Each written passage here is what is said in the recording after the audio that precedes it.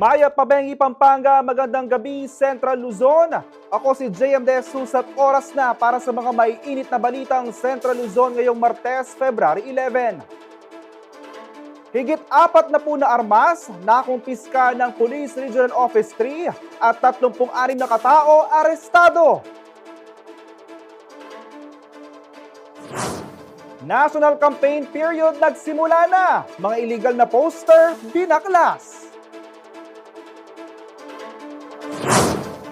Akbayan Party List hinimok ang Senado na simulan na ang impeachment trial ni Vice President Sara Duterte.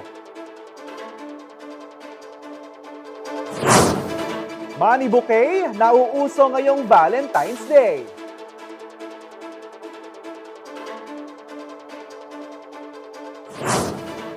Jaw-dropping Ford Mustang collection ipinasilip ng isang petrolhead.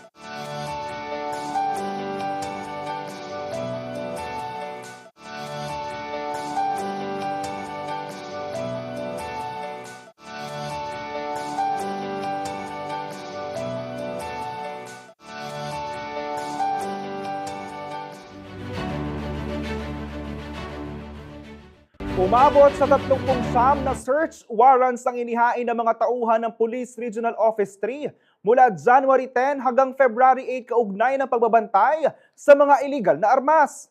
Batay sa ulat ng Pro3, nagresulta ang kanilang mga operasyon sa pagkakakumpiska ng 46 na illegal firearms at pagkakaaresto ng 36 individuals. Tinanghal na top-performing province ng Nueva Ecija matapos makapagtala ng 23 successful search operations na sumasalamin umano sa kanilang commitment na labanan ang mga election-related violence. Batay sa COMELEC, kabilang sa election areas of concern category yellow, ang mga bayan ng Aliaga, Cabiao, Jaen, Lupao at San Leonardo at Gapan City at Cabanatuan City. Nasa orange category naman ang bayan ng San Antonio sa Nueva Ecija. Paliwanag ng poll body, nakabase ang mga areas of concern sa presensya ng privated armed groups na gayon din sa matinding hidwaan ng mga magkakalabang kandidato. Patuloy din umano ang pagkikipag-ugnayan ng Pro3 sa Commission on Elections o COMELEC at yung pang-ahensya ng gobyerno upang tuluyang matukoy ang mga unlicensed firearms at iwasang maging banta ito sa seguridad ng publiko.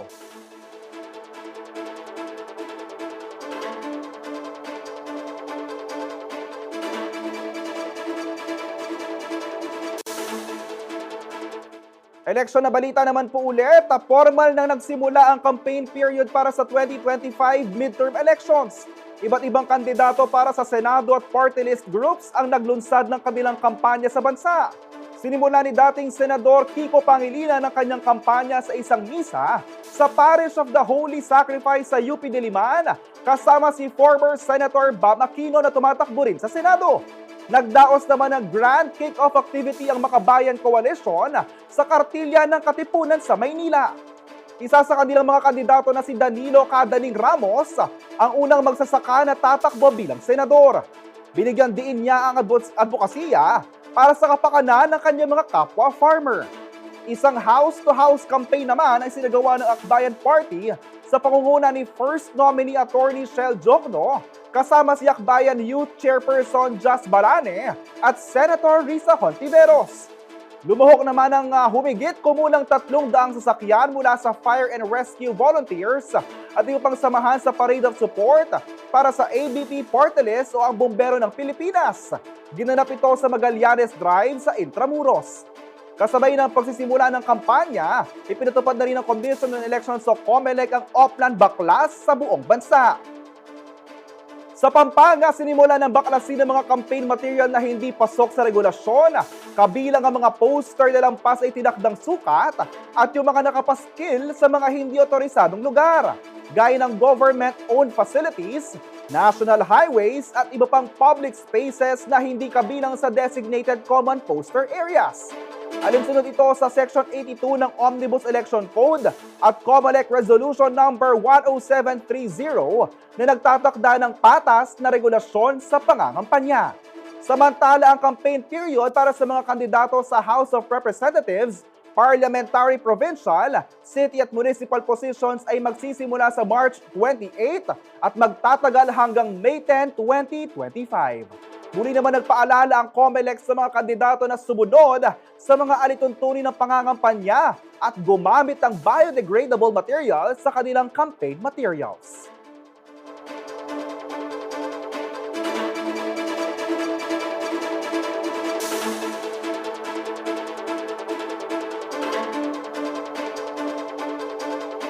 Manatiling nakatutok para sa iba pang balita ngayong araw.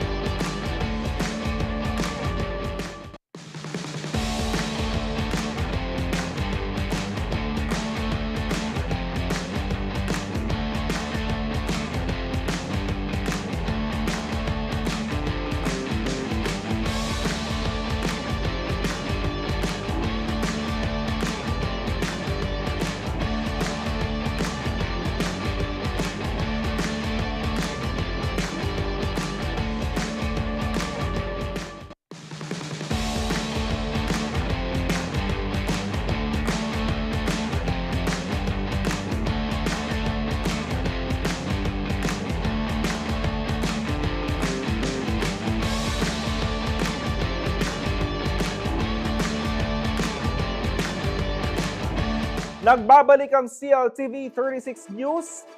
Huwag nang patagalin pa. Ito ang panawagan ni Akbayan Party List First Nominee Attorney Shell Jokno sa Senado kaugnay ng impeachment trial kay Vice President Sara Duterte.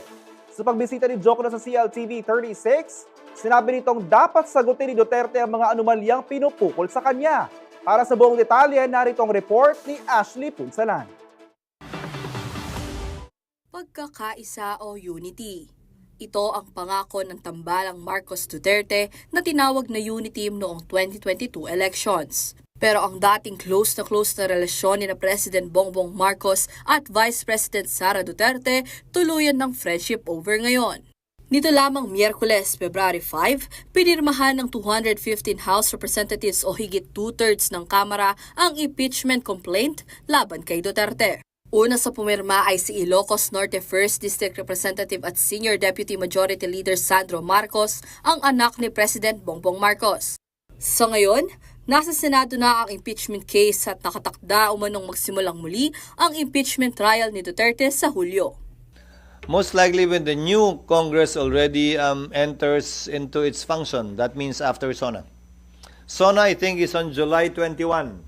Gayunpaman, hinimok ng ilang grupo ang Senado na huwag nang patagalin pa ang paglilitis sa Vice-Presidente. Tingin ko, ang utos ng ating saligang batas ay klaro naman na kailangan agad-agad na siyang ituloy. Na kailangan hintayin pa ang Hunyo, sa tingin ko. Dagdag nito, nakasaad umano sa konstitusyon na sa pagkakataong may pasa na sa Senado ang kaso, trial shall proceed forthwith. O sa madaling salita, dapat matuloy na ang trial sa lalong madaling panahon. Kinondena din ni Diokno ang ilang mga usaping kinasasangkutan ni Duterte, kagaya na lamang ng mishandling of funds ng Office of the Vice President at pati na rin ang isyong lumabas nung siya pa ay kalihim ng Department of Education. Dapat may pananagutan at bibigyan naman siya ng pagkakataon na ipresenta yung kanyang mga depensa at ebidensya sa darating na trial sa impeachment. Samantala, hindi naman naiwasan ni Diokno ang madismaya kay Senator Ronald Bato de la Rosa matapos niyang insultuhin ang pisikal na anyo ni Akbayan Rep. Percy Sendanya na isang stroke survivor. Sinabi ni de la Rosa na sasapakin niya si Sendanya para magpantay umano ang mukha nito matapos punahin ng Akbayan lawmaker ang pagbaliwala ni Duterte sa impeachment trial. Nakakadismaya at medyo nakakabahala yung mga ganong klaseng salita, lalo na nagaling sa isang senador. Mabuti naman na medyo nag-apologize na siya. Pero sana naman maging mas mataas ang level ng diskurso ng isang senador. Pag-usapan natin yung issue, walang ganyan na pag-iinsulto o pagpe-personal. Ayon pa kay Diokno, ang ginawang pamumuna ng senador ay hindi makatutulong upang pag-usapang mabuti ang issue dahil idinadivert lamang umano nito ang atensyon mula sa dapat pag-usapan.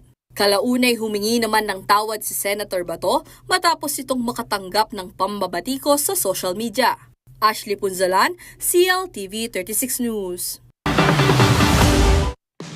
Sa ibang balita, 25 universidad at kolehiyo mula sa Central Luzon ang nagpasa ng kanilang entries para sa 2025 World University Rankings for Innovation na WURI noong Enero. Bahagi ito ng pagtugon sa hamon ng Commission on Higher Education Regional Office 3 na pataasin ang pangalan at visibility ng higher education institutions sa rehiyon pagdating sa international rankings. Sa Pampanga, 8 pamantasan at kolehiyong lumuhok. Ito mga sumusunod: Don Honorio Ventura State University, Pampanga State Agricultural University, Angeles University Foundation, Holy Angel University, Our Lady of Fatima University sa Pampanga, Systems Plus College Foundation Incorporated, City College of San Fernando, Pampanga, Mabalacat City College at samantala naman, 17 pang mga eskwela sa CL ang nagpasa rin ng kanilang entry. Ayon kay Dr. Laura L. Yusi, ang Director 4 ng CHEDRO 3, nagsisilbing daan ng WURI upang maipakita ng mga akademikong institusyon ang kanilang educational innovation. Kaugnay nito, siniguro rin niya na mas paiigtingin pa ng kanilang opisina ang suporta na kanilang ibinibigay sa mga kolehiyong nasasakupan para sa mga inobasyong isasagawa nito. Nakatagdang lumabas ang resulta ng WURI 2025 sa June 10. Ang World University Rankings for Innovation na WURI ay nagtataya at tumitimbang sa HEIS sa buong mundo batay sa nagiging ambag nito sa lipunan, higit lalo pagdating sa edukasyon at pananaliksik.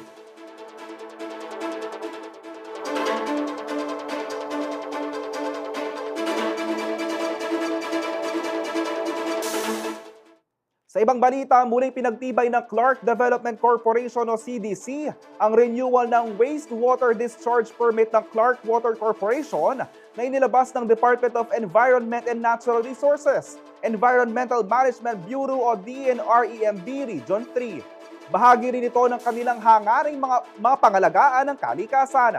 Ang naturang permit na may visa hanggang February 4, 2026 ay nagbibigay permiso sa maingat na pagpapalabas ng hanggang 27,000 cubic meters ng treated wastewater kada araw sa Dolores Creek. Sa pakikipagtulungan sa Environmental Permits Division ng CDC, muling tiniyak ng CWC ang pagpapatupad ng mas epektibong pamamaraan ng water management upang mapangalagaan ang kalikasan maging ang kalusugan ng publiko.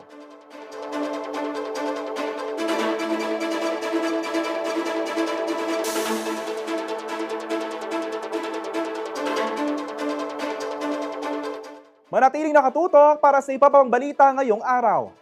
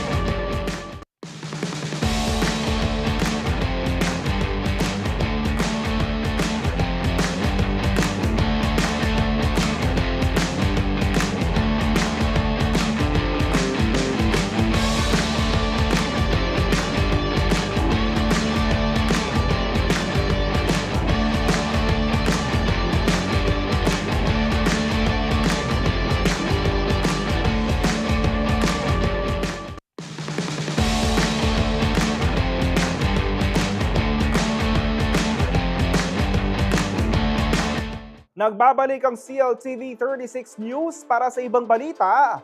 Aabot sa 43.36 bilyong halaga ng electronic devices ang nakumpiska ng Criminal Investigation and Detection Group o CIDG operatives sa raid sa isang iligal na pagawaan sa May Kawayan, Bulacan noong February 5, 2025.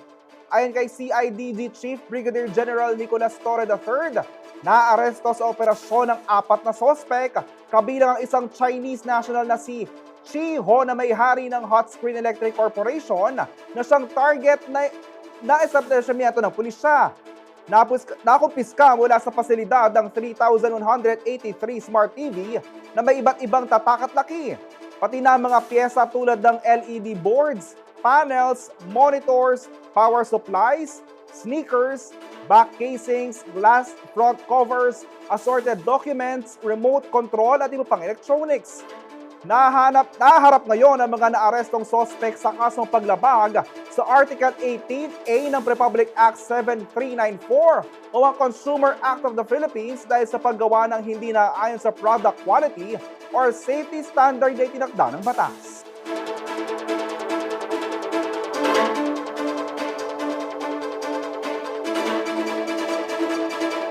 Naglabas ang Department of Labor and Employment o DOLE ng mga patakaran sa sahod noong upang matiyak ang tamang kompensasyon para sa mga empleyadong magtatrabaho sa ika-39 na anibersaryo ng EDSA People Power Revolution sa Pebrero 25.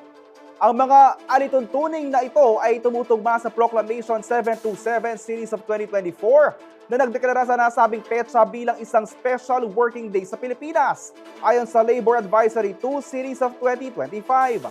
Batay sa advisory, ipapatupad ang mga sumusunod na patakaran.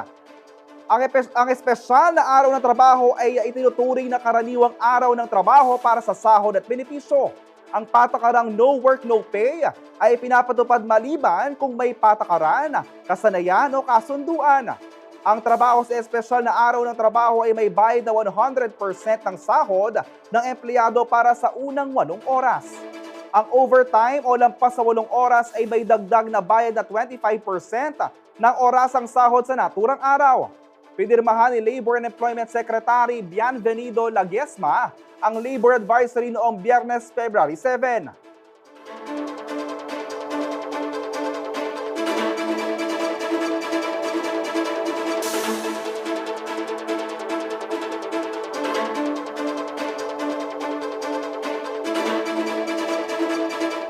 Para sa susunod na balita, pagpapalalim ng pananampalataya ng kabataan sa tulong ng makabagong teknolohiya at pagninilay sa bokasyon. Ito ang layunin ng dalawang mahalagang pagtitipon na idinaos sa San Fernando, Pampanga nitong Sabado, February 8. Isa na riyan ang kauna-unahang Media Ministers Assembly ng Metropolitan of San Fernando na ginanap sa University of the Assumption at dumulo rito ang mga kinatawan mula sa mga diocese ng Bataan, Nueva Ecija, Tarlac, Pampanga at Zambales. Kabilang sa mga speakers sina Reverend Father Emmanuel Alfonso, Reverend Father Fiel Pareja, Cara David at Dominic Ligot. Ibinahagi sa mga participant ang papel ng media sa pagpapalaganap ng evangelization at faith maging ang paggamit ng digital platforms para rito. Ipiniliwanag din ang ethical use ng social media at ang responsableng pamamahayag. Samantala, sa Mother of Good Counsel Seminary, ginanap ang Vocation Jamboree o Vocare 2025 na may temang The Joy of Being Called. Layunin nitong hikayatin ng kabataan mula sa iba't ibang vicariate na unawain ang kanilang bokasyon sa pamamagitan ng RVM o Reflecting Prayer, Verify God's Call at Make Time for Him.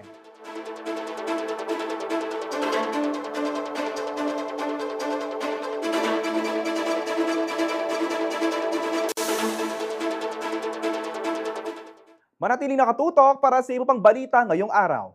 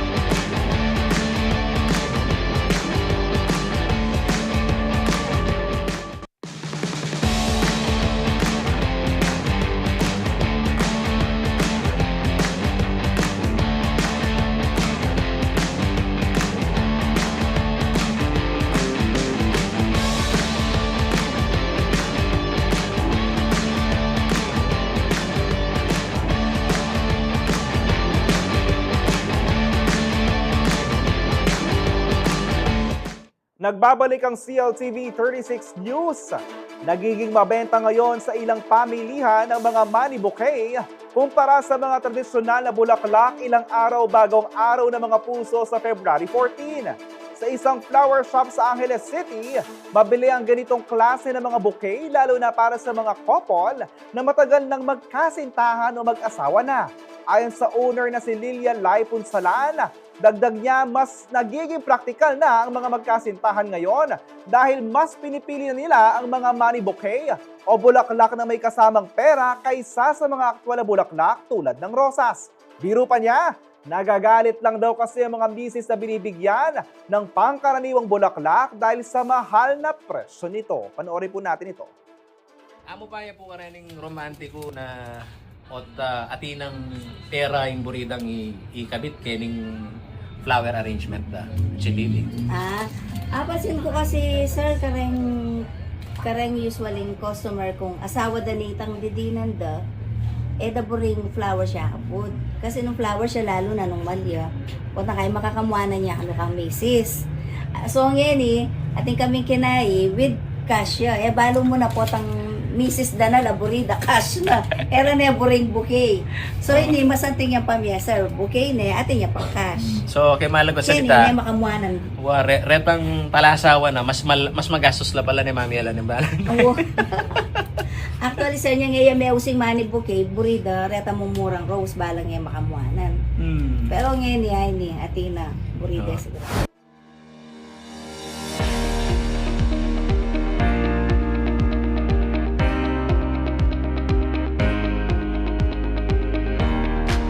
Magandang gabi po.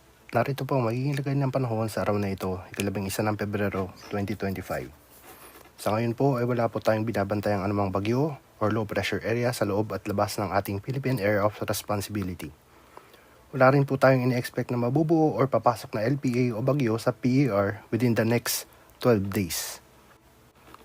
Sa malaking bahagi po ng Luzon, northeast monsoon o hanging amihan pa rin po ang nakaka-apekto at posibleng magdala ng mga light to moderate rains sa mga lugar ng Metro Manila, Cagayan Valley, Cordillera Administrative Region, Calabarzon, Zambales, Bataan, Pampanga, Bulacan, Tarlac at Nueva Ecija. Magandang gabi po.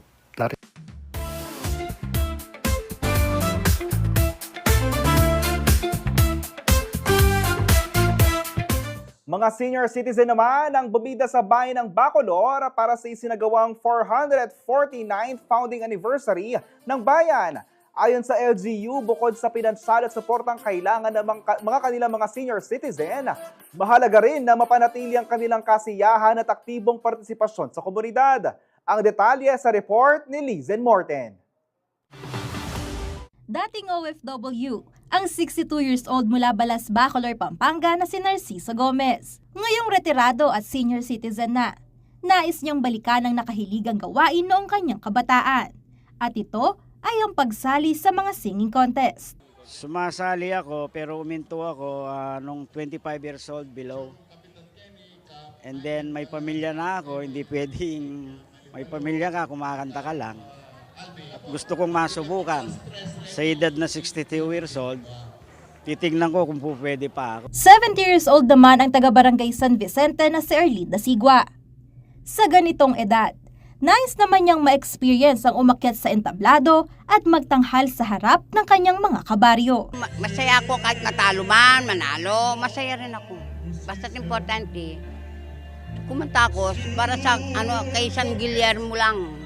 Ilan lamang sina Gomez at Sigua sa 13 senior citizen na lumahok sa singing contest. Isa sa mga tampok na aktibidad sa week-long celebration ng 449th founding anniversary ng Villa de Bacolor.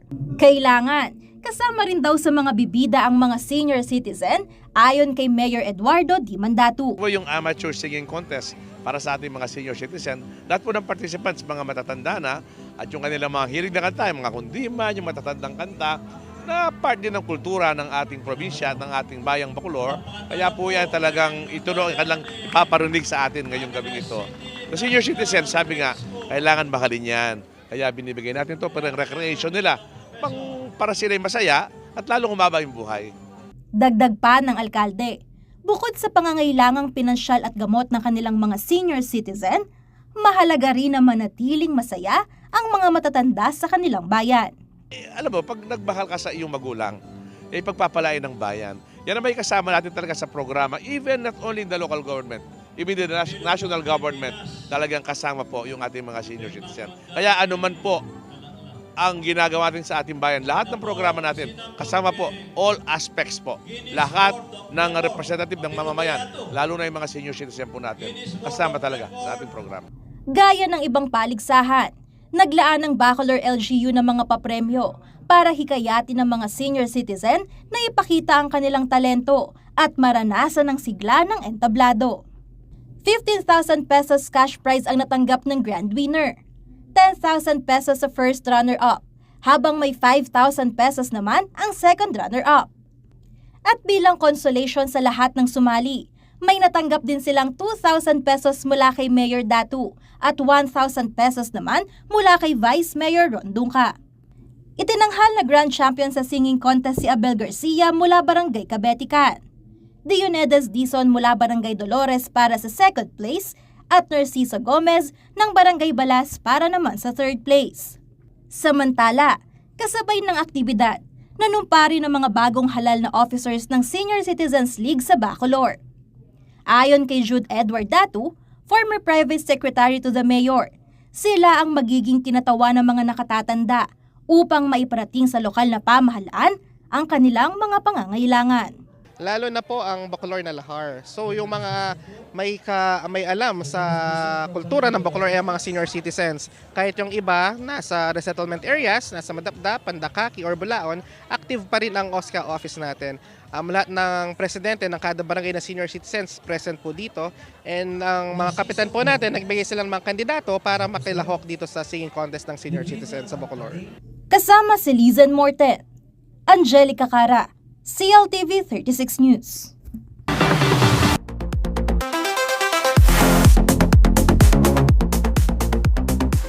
Makalaglag pa nga ang koleksyon ng isang Briton sa Angeles City.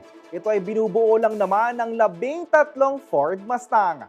Maging ang disenyo ng kanilang bahay nakasunod din dito. Silipin natin ang massive Ford Mustang collection ni Bob Cass sa report na ito. Para sa ibang sasakyan ay ginagamit lamang bilang mode of transportation.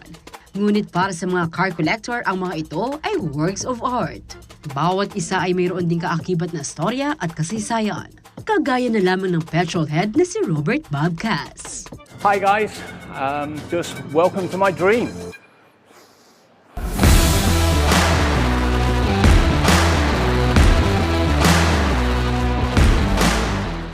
Nasa 13 lang naman ang Ford Mustang na matatagpuan sa ground floor ng family house ni Bob. Simula pagkabata, ito na raw ang kanyang pangarap. The Mustang was the poster car in my bedroom. It was something which was just like, it was a dream. I want to work towards this. You know, some people, I come from Europe, people in Asia and everything, I found like European cars and things like that, your Ferraris and your Porsches and everything, absolutely beautiful cars. In the UK, the dream was a Mustang. You saw it in the movies all the time and things like that. The Mustang was just like an iconic car. Taong 1964 nang i-launch ng Ford ang kauna-unahang Mustang na 1965 model. Ang taon kung kailan din ipinanganak si Bob. We have this sort of like connection, the Mustang and I sort of thing. And it was a dream to have a 1965 Mustang. That was my dream. Ang kanyang pinakaunang Ford Mustang ay ang Mach 1 1969.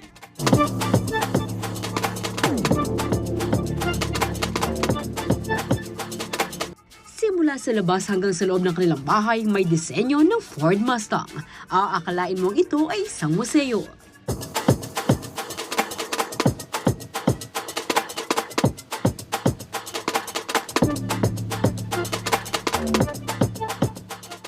Maging Hot Wheels cars, mayroon din si Bob. Sa loob ng 2 buwang pangungulekta, ito ay nasa 200 to 300 pieces na.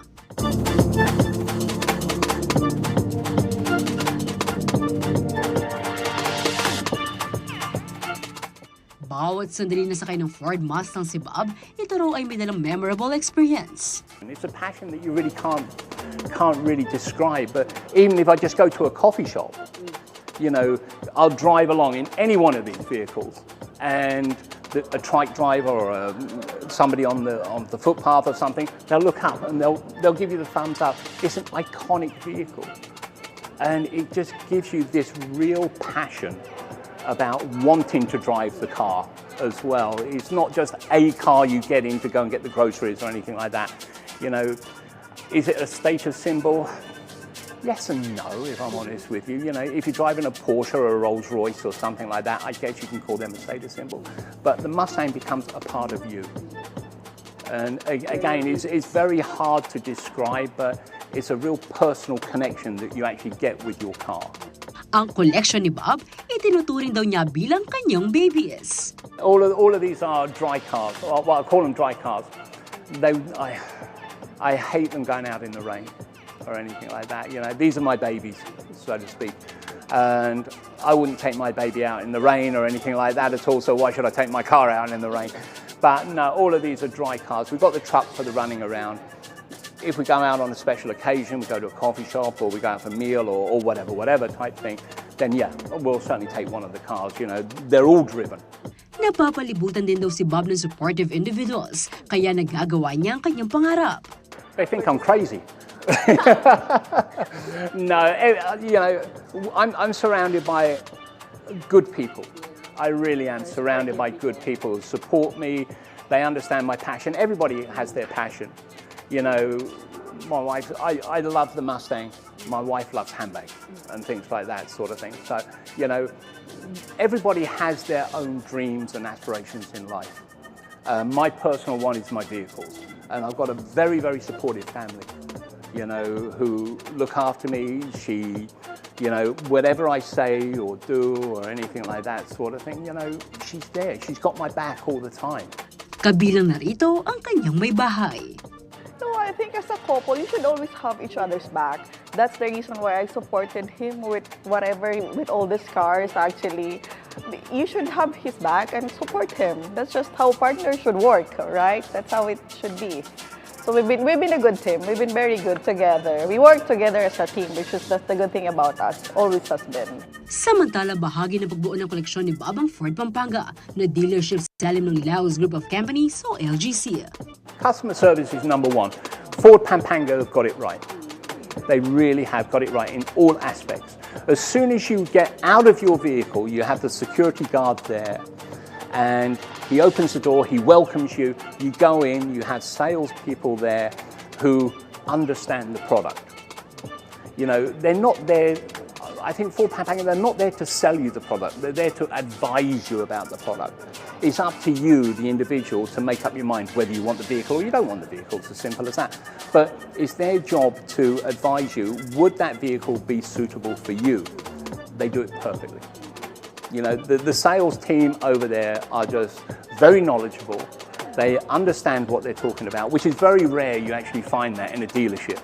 Kapuri-puri raw ang after-sales service ng Ford Pampanga at itinuturing ang kanilang customer bilang family.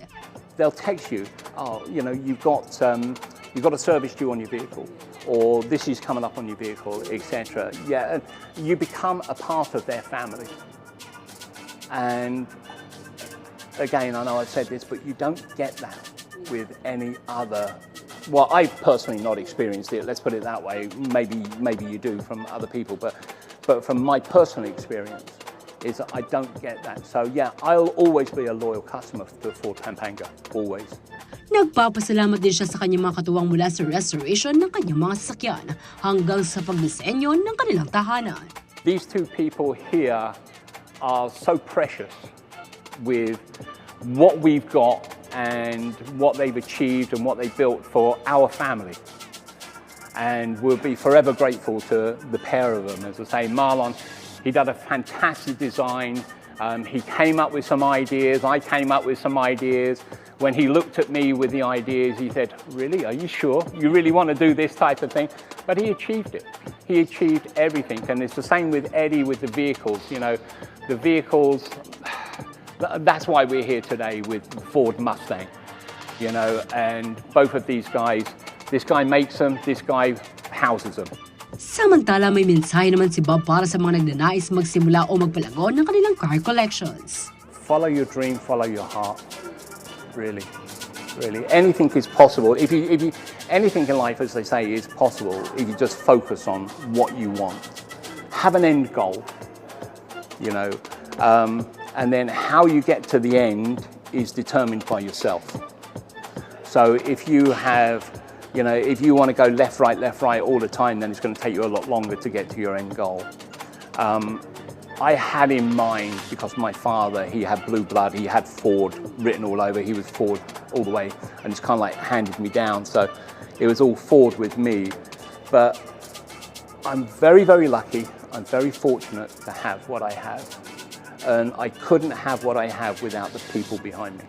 Mapapanood ng buong kwento ni Bob at ng kanyang Ford Mustang collection sa Stories on Wheels dito lamang sa CLTV 36. Liana Canilaw, CLTV 36 News. At yan ang mga balitang nakanap ng CLTV 36 News. Para sa karagdagang detalye, maaari niyong i-follow ang aming social media pages. Facebook at CLTV 36 Official at CLTV 36 News. Twitter o X at CLTV 36. Instagram at CLTV 36 Official. At kung nais yung balikan ng mga programa ng CLTV, pwede niyong bisitahin ang aming YouTube channel at CLTV 36 Official at ang aming website www.cltv36.tv. Mapapanood din ang mga programa ng CLTV nationwide via Signal Channel 115 at sa ating 38 cable partners. Kasama ang buong puwersa ng CLTV 36 News and Current Affairs, ako si JM De Jesus. Maraming salamat at magandang gabi.